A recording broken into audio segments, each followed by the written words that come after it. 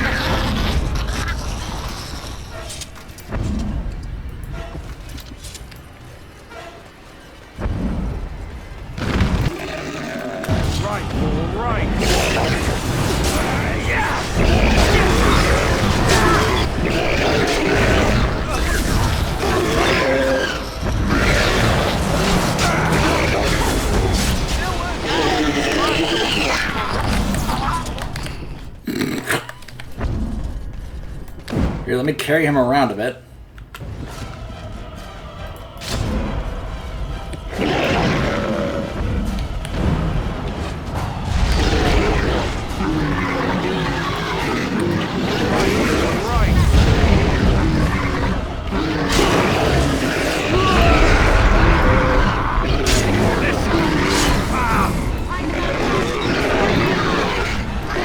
Another armored ogre. I'll get on it.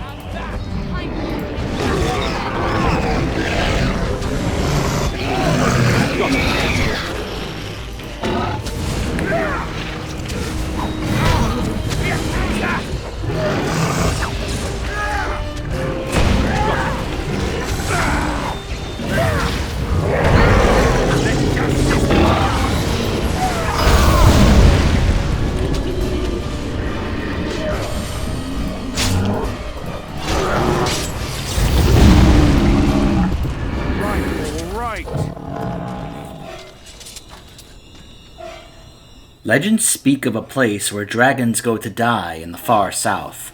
In the lands of the barbarian tribes, it is said that a dragon at the end of her days lies down and allows the bitter cold to take her. It is not just a legend. I have seen drakes fall with my own eyes. The ancient bones of these grand beasts piled atop one another. I felt the power that suffused this place, and I knew the Imperium would claim it. We built a city on the bones. We delved deep into the earth, collecting what remained of the primordial dragons who were so like our old gods. With these bones, we created staves for our magisters, armor for our warriors, and crowns for our archons. We fashioned phylacteries to hold our blood and sarcophagi to hold our bodies, and prayed they would make us immortal.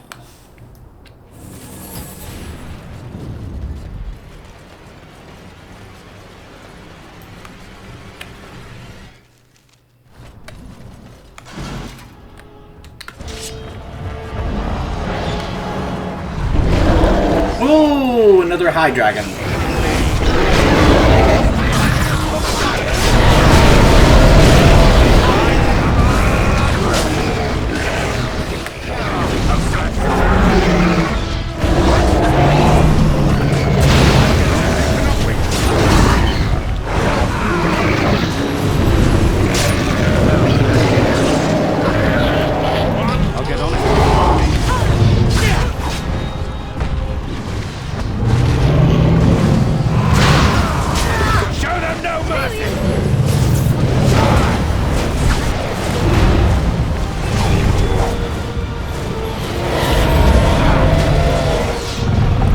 Remember, Paladin.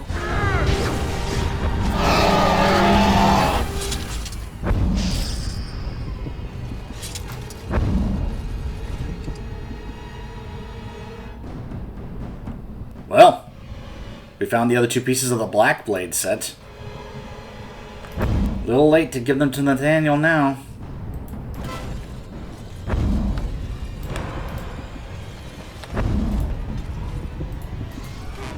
I just wish it didn't have that thumping sound. Thump, thump, thump.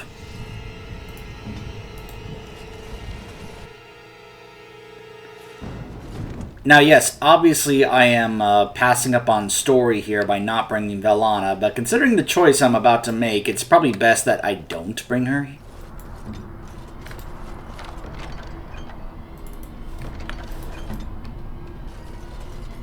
If you guys don't know what I'm talking about, you'll see. Can I get you a ladder so you can get off my back? I love how this makes all the Darkspawn just kind of cower in fear.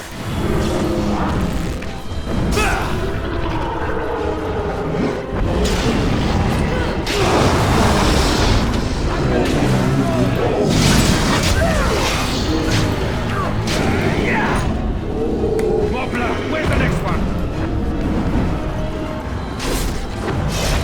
Another armored ogre.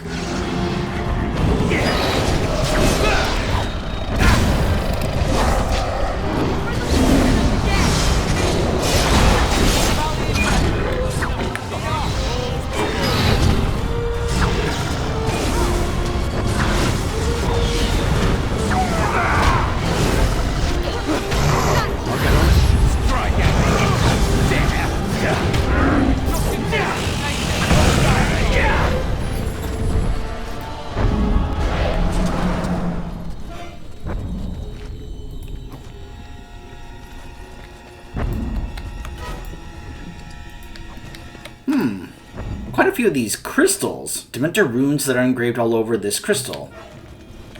All right, all right. Huh.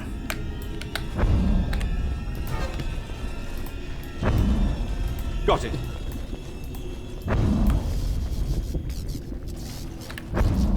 You see that?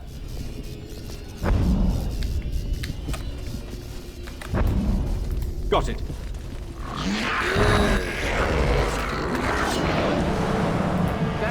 More crystals.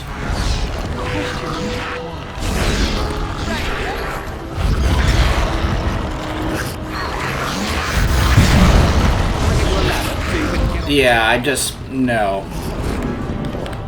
I hate this section because there's just all these gross little children grubs and such that are just all over the place and gross, just gross.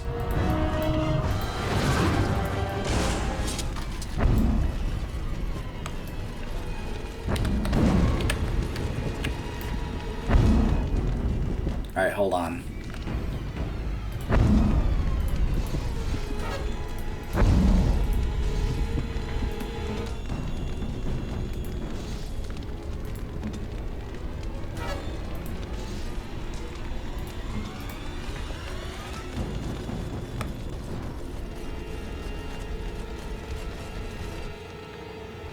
There's the autosave, yep.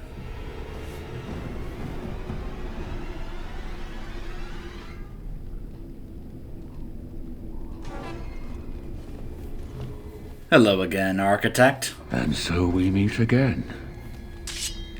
No, Uther. That is not how this must begin. I owe you an apology, Commander. When last we met, I intended to explain myself. Fate, however, intervened. So explain yourself now. I restrained you, only to prevent the misunderstanding that occurred with the rest of your order. Misunderstanding? Is that what you call it? I sent the Withered to ask for the Grey Warden's help. I should have anticipated that you might view our approach as an attack. I am rarely able to judge how your kind will react. It was most unfortunate. Unfortunate? You took those men and you bled them dry. The Grey Wardens that were brought to me were already dead. I took their blood just as I took yours, because I had little choice. Things have not gone as I planned. I only ask that you hear me out. Should you still wish to slay me afterwards, you may try. Fine, I'll hear you out. My kind has ever been driven to seek out the old gods. This is our nature. When we find one, a blight is begun. Each time we attack your surface lands and you fight back until we are defeated. To break the cycle, my brethren must be freed of their compulsion. For that, I need Grey Warden blood. You're trying to stop the blights? Hundreds of thousands of my kind are killed before each blight is ended. It is a plague on our race. We do not begin a blight because we crave power or destruction. We obey the call of the old gods without choice. Why do you need Warden's blood? In order to become what you are, you drink the blood of my kind. To transform. Similarly, we must transform. I have created a version of your joining that uses the blood of Grey Wardens. You take the taint into yourself. What we take is your resistance. That is how my brethren are freed. In your blood lies the key to their immunity against the call of the old gods. I like my blood where it is, in my veins.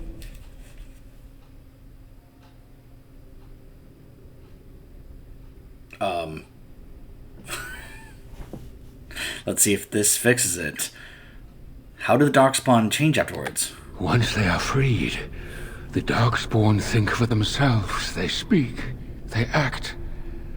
Some, however, have reacted poorly. They are flawed and they rage against me. The Mother gathers them to stop me, as she seeks to stop you. I cannot defeat the Mother alone, and I cannot free the Darkspawn unless she is defeated. Our goals are the same. Kill this creature now, lest it make things worse than they already are. Do what is right, and do not waver. This reeks of stupid. The last thing we need is more Darkspawn thinking for themselves. Help me kill the Mother, and after it is done, I will leave to continue my work. What is the Mother exactly? My most flawed creation. Freedom drove her mad, and she has poisoned the minds of the others. She has influence with the ones who have not been freed, and she gathers them as an army. I do not seek to rule, my brethren. I only seek to release them from their chains. How did you become free? I was born as I am, an outsider amongst my kind. Why? I do not know. Why do some of your kind become Grey Wardens? Why do some possess magic? I have no answers. So, since then we have learned. I don't know if I've ever actually heard a full confirmation of this, but let's just say after the events of both 2 and especially after Inquisition, we now have much more of a better idea of the Architect. Doesn't he look familiar? Like his hands and the way his body is structured and such? He doesn't know because he can't remember, but after the events of 2 and Inquisition, we do know more about him. The reason he can't remember is because he was a magister. An ancient magister of the Imperium. Of Tevinter. Just like Corypheus. That's why he can't remember. And that's why he's like, oh, I was an outsider. Yeah, because you were an ancient magister who became a Darkspawn. Just like Corypheus. I will not help you. This ends here. How very unfortunate. But I cannot blame you. You are as bound to your nature as we are to ours. I am sorry, Uther. It appears that I will not be able to keep my promise after all. You will have to forgive me, Commander. for fighting to preserve my destiny.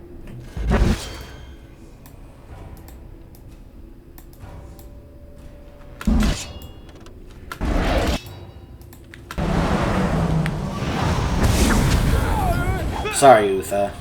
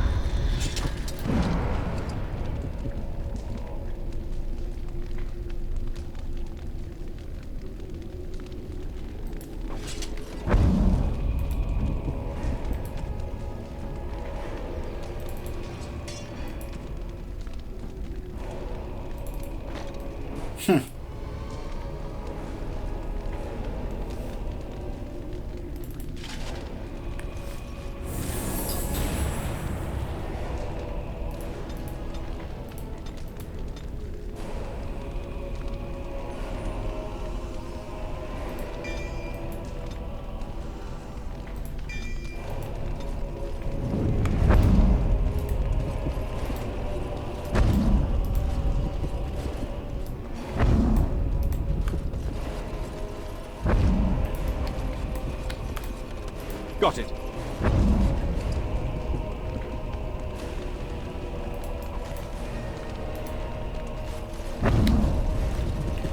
Remember, we of course also find out from the mother that he started the blight that we just dealt with in Origins. Now, my character here doesn't find that out, but if he did, he would want to kill the Architect even more than before. Because he would start to think of all that the blight we just dealt with in Origins cost him. He gained from it, yes, but it also cost him a great deal. I'll get on it. Like, it eventually led to him now becoming the Prince Consort, as she calls it, of Ferelden. But it also cost him his parents, as well as other members of his family. Can I get you a ladder so you can get off? Much of what happened to him probably would not have had it not been for the Architect.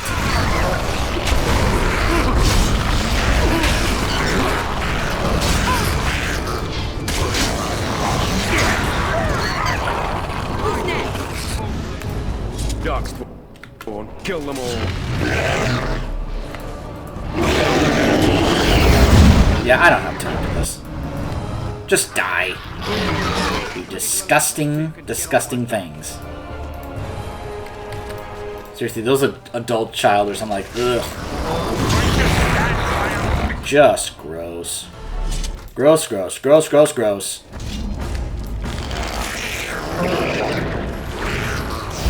Just don't want to deal with them.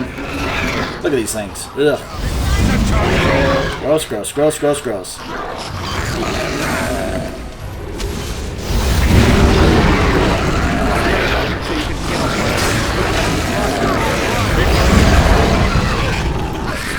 Can I get you a ladder so you can get off my back?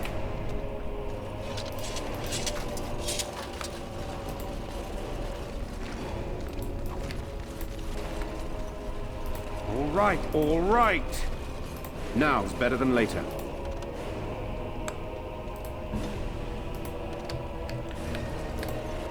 Going, gone. You can also now probably guess as to...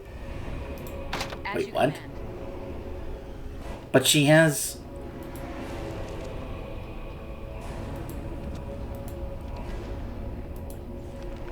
She has full mastery of unlocking. Going, gone. Wonderful. save. Oh well. Can I get you a ladder?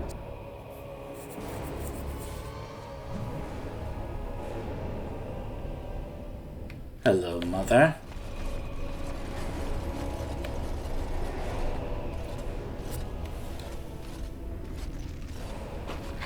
If it isn't the hero of the hour. The slayer of the mighty father, come to claim a reward. Oh, what a delicious day. They just get bigger and uglier, don't they? This is the mother, surely. A disgusting thing of evil and hate. By the ancestors. Do all brood mothers smell this bad? Am I not beautiful? Has the Grey Warden come now to slay the mother too? Will she join the father in oblivion? Die. Then the silence ends here. Perhaps we will hear the song again when we die. Oh, let it come. Let it come.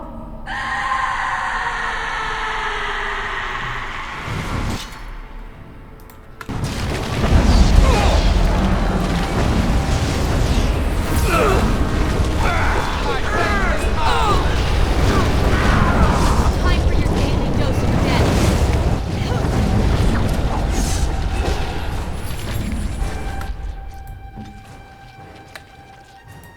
Let justice be done.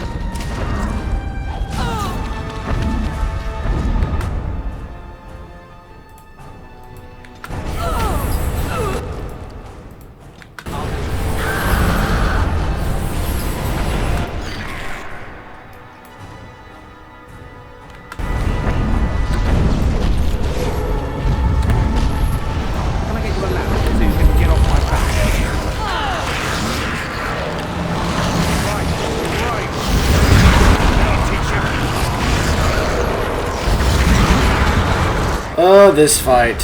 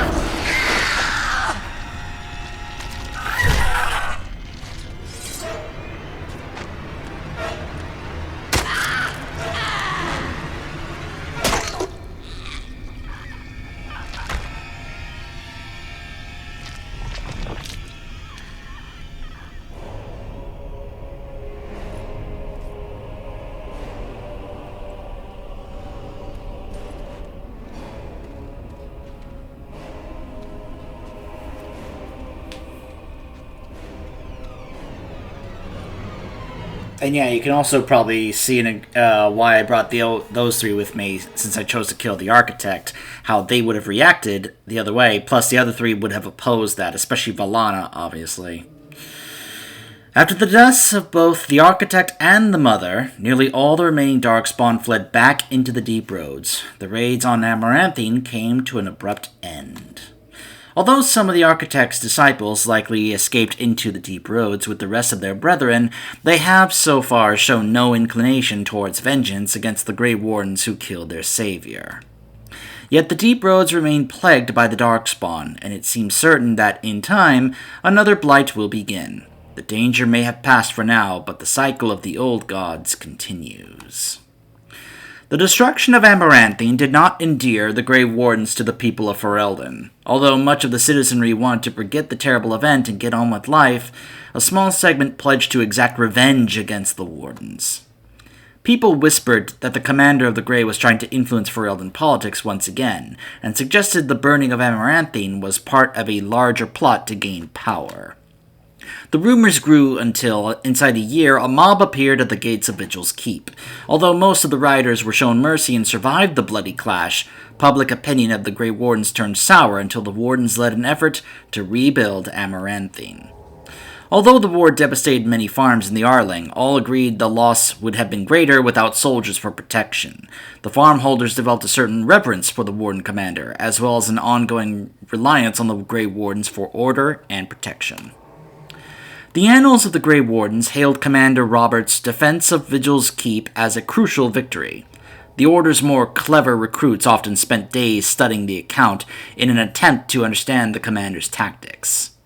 Peace allowed the Wardens to replenish their numbers. Soon, Vigil's Keep bore a capable army with Wardens at its core. From their ranks emerged new heroes to challenge threats to Amaranthine and all of Ferelden. Through taxes and levies, the Vigil was rebuilt. Years later, Voldrik Glavanak stood on the battlements and pronounced that the defenses were acceptable. He would never speak more highly of any human engineering. Dark whispers of conspiracy against the Wardens fell silent after a rash of accidents and disappearances culminated in the apparent suicide of Ban Esmerel. The nobles of Amaranthine remained dutiful. Some even suggest they were cowed into submission. Alec, the sheepherder turned thief turned soldier, not only survived the attack on Vigil's Keep, but managed to distinguish himself during it. His fellow survivors began to call him Sir Alec the Valiant, much to his embarrassment, and perhaps just a little bit of pride. The commander's blade, Vigilance, crafted from the bones of an ancient dragon, was boldly stolen by Antivan crows. The blade changed hands many times thereafter, with some master swordsmen pursuing the weapon their entire lives. Some claim that this legendary blade has had a life of its own, and that its power is steadily growing. Dworkin Glavanak further refined his lyrium sand explosives, but left the Warden's employ after Kunari mercenaries tried to assassinate him. Although the Dwarven bombardier took his secrets with him, the learned say he left clues for others to follow in his footsteps.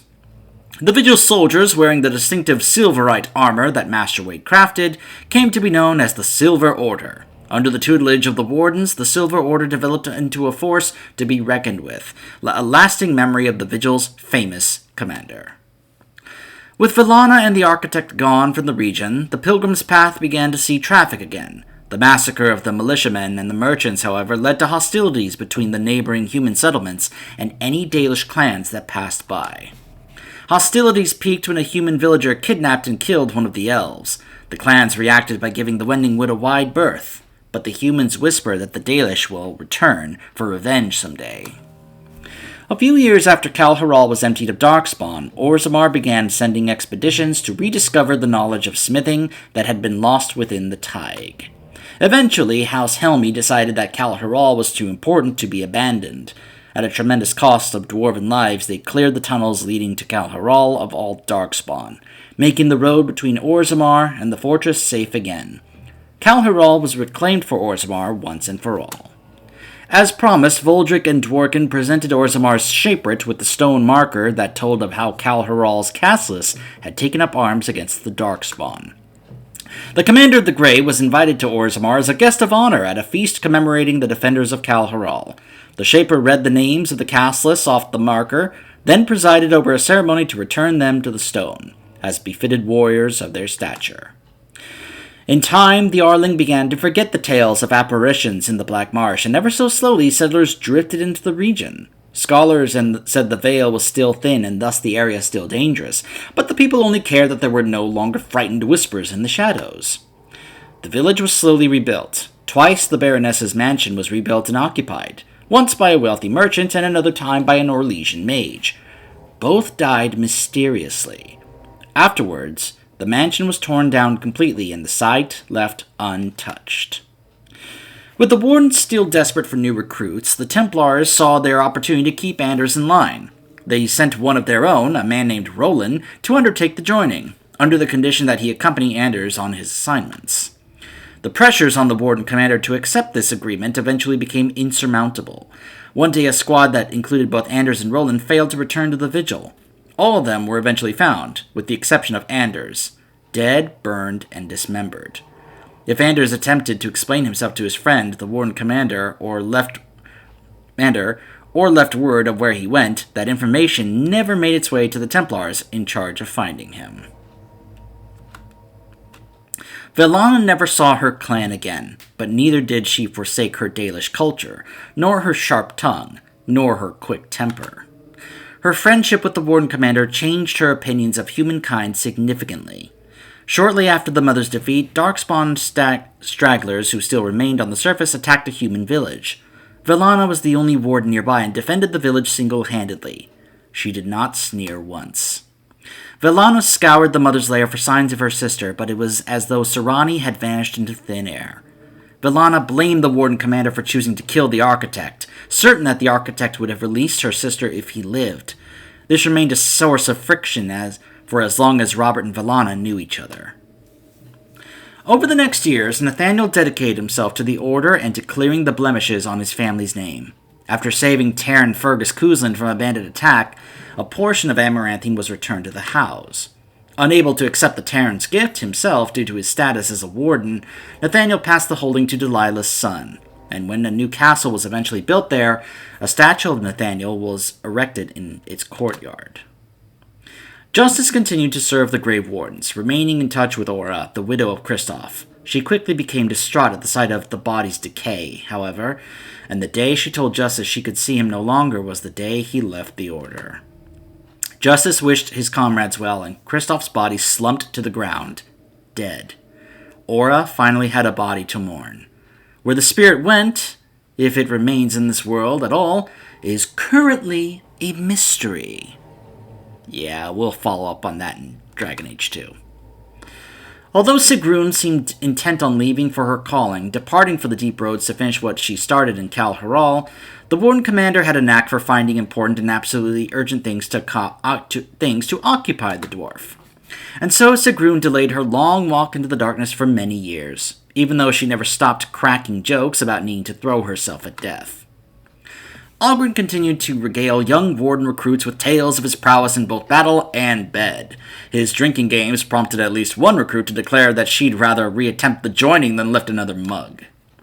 At the Warden Commander's urging, Ogren took a more active role in his child's life. He visited Felsi often and wrote letters, which the Warden Commander graciously proofread nearly every week. As for the savior Ferelden, he only remained as Commander of the Grave for a few years longer. The Darkspawn were no longer a pressing concern, the Blight well and truly over, he soon found other matters that needed his attention. When all was done, he resumed his duties as Prince Consort of Ferelden, receiving a hero's welcome when he rode back into the capital. Queen Honora awaited him at the palace gates, and even she could not resist a smile at the sight of the kingdom's hero return. Some years later, the savior Ferelden vanished entirely. Nobody knows for what purpose he departed, yet neither does anyone think his tale is complete.